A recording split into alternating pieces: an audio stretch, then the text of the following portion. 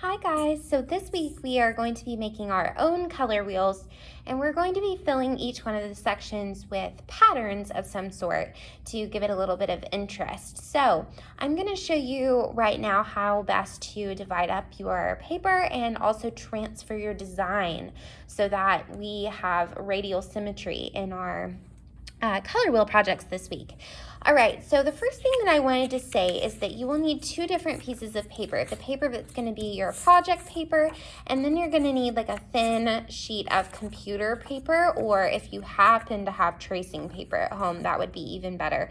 Something that I kind of like to do sometimes if I don't have tracing paper at home is I will get a piece of like wax paper from your kitchen or even parchment paper, and I'll use a Sharpie to draw on that, and then you can see through that obviously to your design. So that would be a fun option for this project too. I also want to say that your color wheel doesn't necessarily have to be circular. You can see in some of the examples that some students chose to do like a pentagon that has 6 sides to it.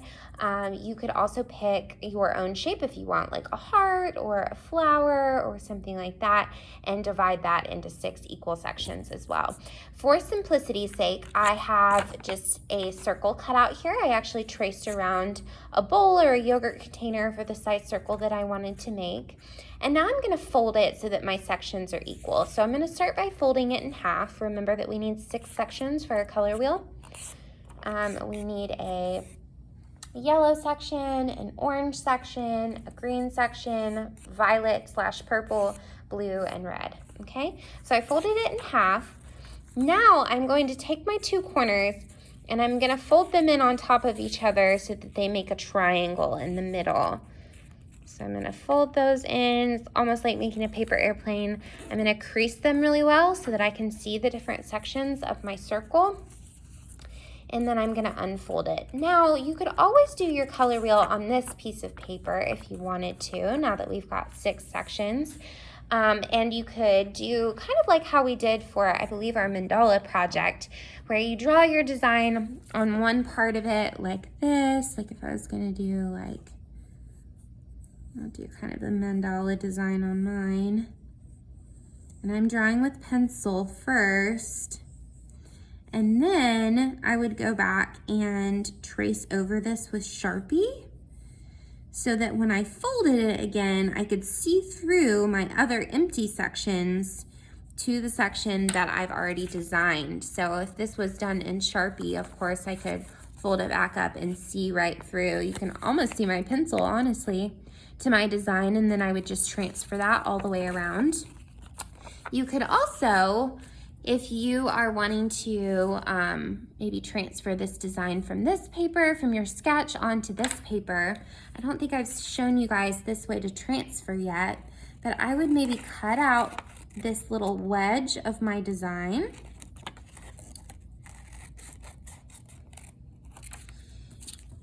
This is really fun. It's a fun art skill. And then I'm going to turn it over onto the back, and I'm going to take my pencil, and using the side of it and our good shading skills from our value projects, I'm just going to shade all over the back of my slice. And I'm making sure that I'm not leaving any of these little white gaps, and I'm pressing super, super hard with my pencil until the back of my design is all shiny. Some of you may know this trick already. Okay. So now I have a lot of the graphite material from my pencil on the back, and we're going to use this to transfer our design. So now all you have to do is lay down your design onto paper, and then you're going to trace over the lines that you already made. So when I do this transferring process, I always draw my design in a colored pen first. So I'll draw it in like red or something. And that's just so I can see where I've already traced over. If you're doing pencil for both steps, it's easy to miss one part of your design because you're tracing over it over and over and over, and it's easy to lose where you are. So I'm going to transfer all of these little shapes.